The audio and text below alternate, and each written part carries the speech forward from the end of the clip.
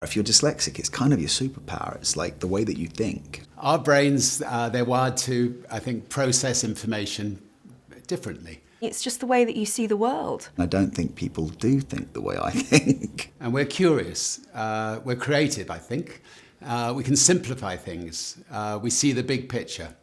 And I think, in the end, we connect the dots. Dyslexics tend to be very creative and very good at imagining new ideas. They tend to be innovators.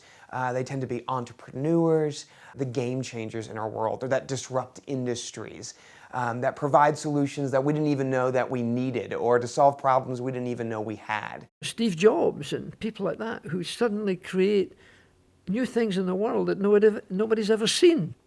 Einstein, the Wright brothers, Winston Churchill, the list is as long as your arm of people who have had massive impact in the world, all who were dyslexic.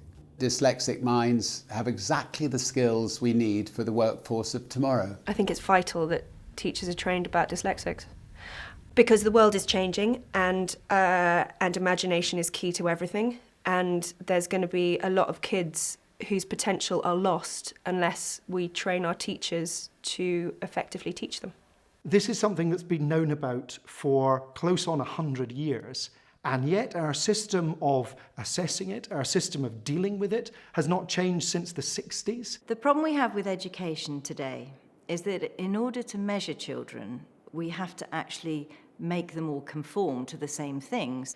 But in actual fact, what we need are children who think out of the box, who find different ways of doing things, who actually don't fit into the mould. We've got a crisis on our hands, sadly, and we need to step up to address the crisis. Until we actually review the way that we're benchmarking and measuring our children, we're never truly going to be enabling dyslexic children to show what they can do. Imagine a world where you've got, where you've got like a force of people who have this gift of dyslexia, educated in a way that supports them.